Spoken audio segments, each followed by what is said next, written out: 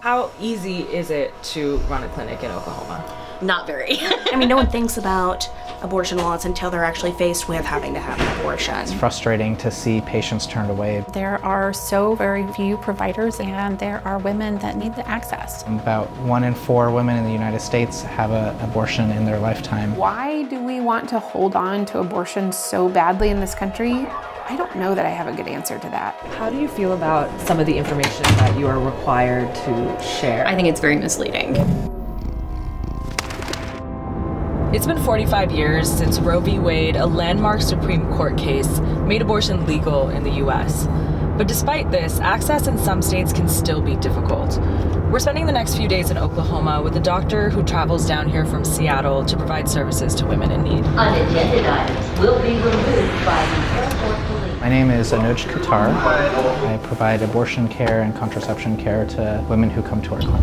Oklahoma City's pretty flat. It's so flat. I've never been I don't think there's any mountains anywhere. Dr. Katar visits once a month. He's one of several doctors who travels here to provide abortion services at Trust Women. This clinic is one of 3 left in the state.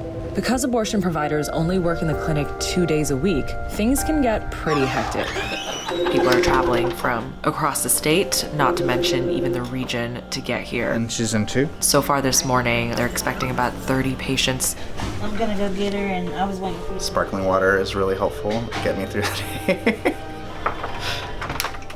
Do you live far? No, I actually live 3 minutes away. Oh, perfect. Well, I'm glad that it was easy for you today. Still showed up late. You know, life's challenging, and you have 3 kids at home, so. So you're measuring around 12 weeks, so a little bit further than you thought, but that is okay. It's still a very safe thing to do. Okay? Awesome. Nice Thank to meet you. Nice to meet you. Well, at 6 weeks, you have a couple of options. We have both a surgical abortion and a medication abortion. The state of Oklahoma requires that we describe the medical risk of the abortion procedure as well as the medical risk of giving birth. Abortion is a very safe procedure, but as with any medical procedure, there are some risks. We do not necessarily agree with the following statements, but are required by the state to read them to you. I was like, oh, this should be easy breezy, you know. It's an abortion clinic. How many people really are come get an abortion? And then I saw the waiting room. This whole lobby will be completely full of people, and we'll have to put out folding chairs anywhere where we can put them. Oh my God, so it is pretty packed. Oh yeah. Medication abortion patients may be waiting about 4 to 6 hours their whole visit. Not because that's how long it takes, but because they have to wait to be able to see the provider. Yeah, because there's just one doctor. Yep. This is the doctor eating a cheese stick. Yeah, I gotta fuel up, right? It's uncertain how many doctors like Anuj travel to provide abortion services in the U.S., but clinics in states with more restrictions tend to have doctors coming in from out of state. Something that can make access more difficult is the existence of TRAP laws. TRAP is a term used by abortion rights groups, but they refer to laws that impact and restrict abortion providers. Currently, 24 states have laws like these. The restrictions are always to make it more likely for patients to not choose to have an abortion, but also to make it more difficult for facilities to be able to provide services. These are state mandated signs, and you'll see them in a couple different places. Basically, the first sign is for the patients to know that no one can force them to have an abortion, which we 100% agree with, and we actually do screening of that. And then the second one is basically vowing that there will be support for you if you continue a pregnancy. Both signs are aimed at convincing people to not have abortions. Basically, that's our interpretation. Yeah, it's, it's onerous in that the state doesn't make any other doctor's office put up specific signs in their lobby that say very specific things. Every day we face, challenges and laws that are not medically necessary but have to be followed through, like the 72-hour waiting period. Oklahoma is one of 5 states that requires a patient to wait 72 hours between making an appointment and getting an abortion. Lawmakers argue that this gives patients a chance to change their minds. I think many women who call to make the appointment know what they want to do. And I think the challenging thing is because many of the doctors who work at this clinic are coming from out of state, there's less access to abortion care every day of the week, and they're often pushed back to the following week, or keep getting pushed back as whenever there's a doctor available. If I happen to be here, it's frustrating to see patients turned away and not come in to see me because of that 72-hour waiting period. Some laws are about site-specific requirements. 18 states have laws like these, which dictate how big procedure rooms or corridors are. This hallway had to be big enough to bring a gurney through, even though we don't have any gurneys. 10 states require providers to have transfer agreements or admitting privileges with local hospitals, and Oklahoma has all of these laws. We reached out to state lawmakers for comment, but our request was declined. What's the point of regulations like that? They're designed to close clinics or to keep clinics from providing abortion services. That's specifically what they're designed to do. Anti-choice lawmakers will say it's designed to make clinics safer. But some states have even tried to enforce laws that dictate the size of janitors' closets or parking spaces at clinics. There's even been proposed legislation related to landscaping. The state requires that we offer you a book called A Woman's Right to Know. It has all these graphic images. Medically, there are good reasons to do an ultrasound, but we have to ask them if they'd like to receive a photo, if they'd like to hear the heartbeat, if possible. And that is You something. have to ask them that? You have to ask them that. Yeah, it's in our forms. It just, all of these things add up to a more frustrating, more difficult experience than it has to be. And is there a reason you chose to do a medication procedure versus a surgical procedure? I'm not sure how the procedure works, so I don't know if I'd be okay with. Would I know? Do you rip it apart? No, so that Okay. is a misconception Okay. that unfortunately this last presidential debate led many people to believe. But there is no ripping of anything that's happening. What we do is we gently dilate the cervix and remove the contents through what is like a straw. That's the pregnancy right there. It's pretty small. It doesn't really look like much. Some people think it looks like a little kidney bean or something. But let me see if I can print you a copy of that. Okay, but it's very safe to do the medication procedure at this time. Any questions about this? No. Okay. Yeah, I know it can be really emotional. Do you have concerns, questions? Do you want to talk about this more? Are you confident with your decision? Okay. Yeah, there's a lot of conflicting emotions that can come up. I think sadness and anger and happiness can all happen at the same time. Yeah. It's okay to have all those emotions. Do you have somebody supporting you through this process? Yeah. Good, good. I'm glad that you have people helping you. Do you have any questions for me? No. Well, thank you for trusting yourself and trusting to do what you need to do. If you're okay with moving on, we can give you the medication. This blocks the pregnancy hormone, and that's what helps this process move forward. Okay. There's a lot of emotions that come up for patients. I often see guilt. Here's some water. Fear, anger, happiness, joy, relief.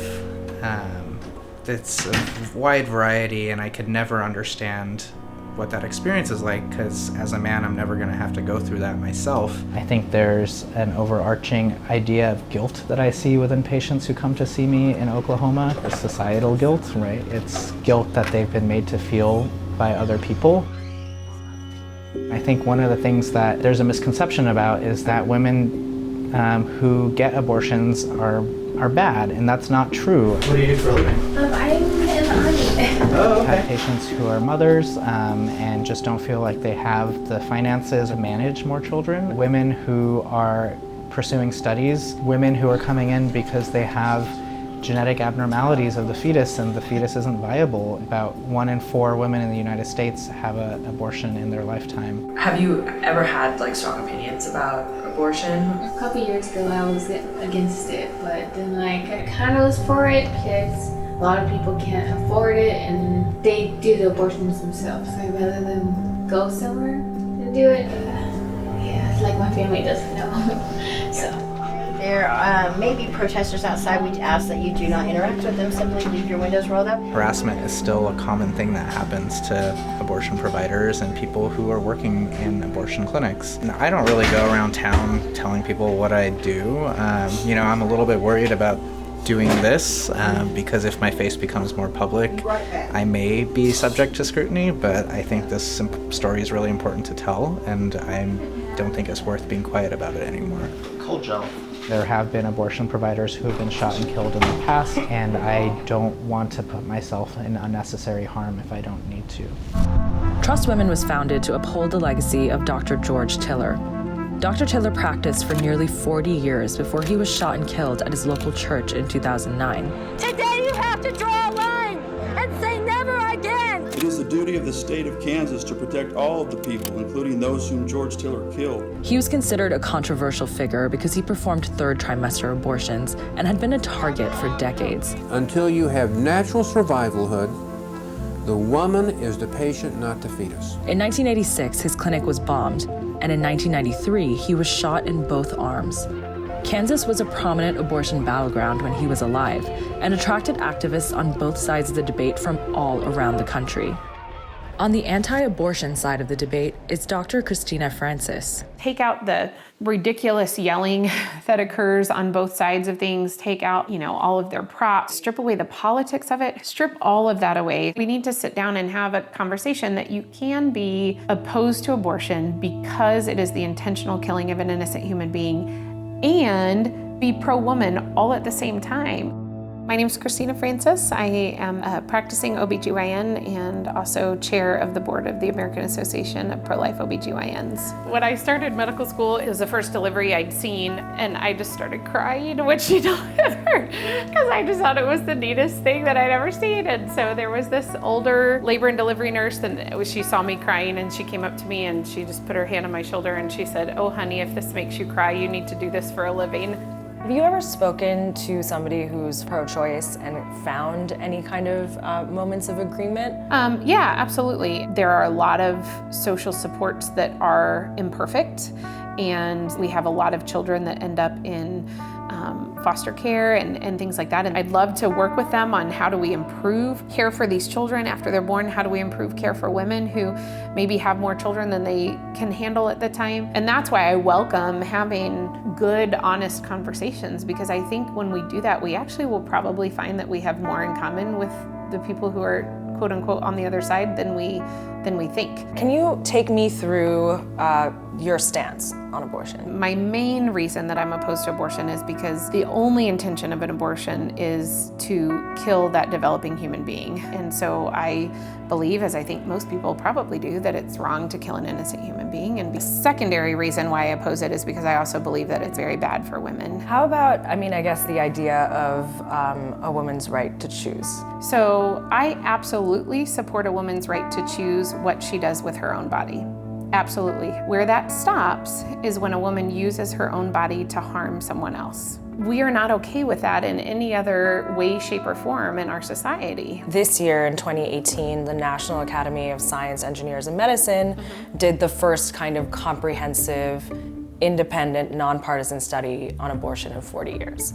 And they concluded that abortion is safe, and if we're able to keep the procedure legal, we're able to keep it safe. Where do we really land when there is such a difference in information that's out there? It's hard because those kinds of reports are cherry picking the studies that they look at. They need to include all of them, and if they are going to be honest, then they should at the very least admit some dangers and some risks in abortions. I think I'd believe them a little bit more if they just presented, yep, there are some risks. Here's what we feel like are the benefits, but yeah, there are some risks. And again, it's not a safe procedure for the child that dies. It's 100% lethal for them. The study found that what often prevents safe abortion procedures are regulations, misinformation, and delays in care. Why do you think that a study like that is so widely circulated? What would be the motivation to give false information? Because we want abortion to stay legal and we want women to think that it's okay. And why do we want to hold on to abortion so badly in this country? I don't know that I have a good answer to that. I really don't.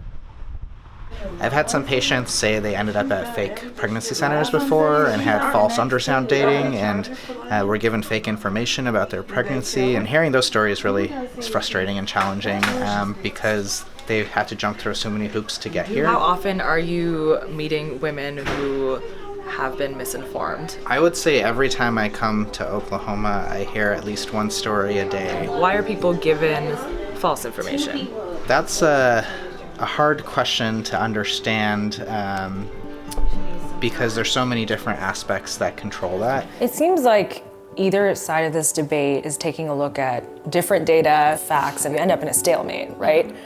Where do we go from here? Being willing to sit down and have honest conversations is a big start. I've done the same procedures that you do on, women that have miscarried, so I know what the risks are. They're there and they're real. Even if you think, that it should be legal for a woman in a really desperate situation to make that choice. That doesn't explain this veracity of hanging on to just unfettered, unregulated access to abortion. And speaking of regulations, there are targeted regulations that have, depending on the state, have closed down some clinics. So it's not a totally unregulated procedure.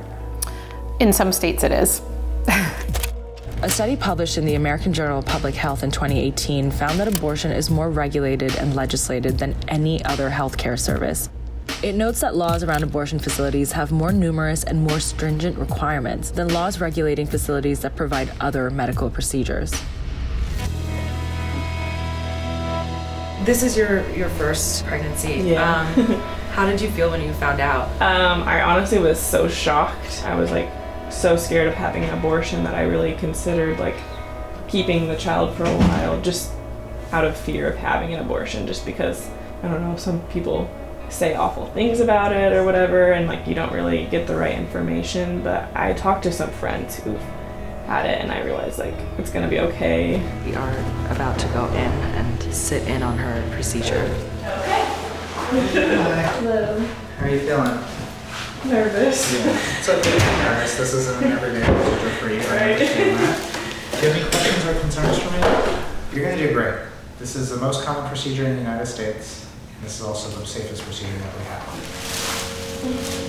You know, I didn't grow up in an era where Roe versus Wade was illegal, so I don't know, but I hear from older doctors about the medical wards that were full of patients who were infected after having a back alley abortion or an illegal abortion. Wonderful day. Take care of yourself. Thank you so Enjoy that much. Mexican food. Really You're welcome. appreciate all of you. Of course.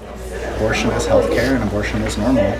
We are currently living in a time that's uncertain when it comes to the future of abortion access. What do you hope happens? Well, I mean, my obvious, I think, hope would be that Roe v. Wade would be overturned. I think anytime as a country we sanction the unfettered killing of innocent human beings, that's not a good thing for our nation. Glad that we don't have to live in a world where women are suffering and dying because they can't access abortion care. Feel very grateful that I can provide this needed service in a safe and legal way. Great to see you.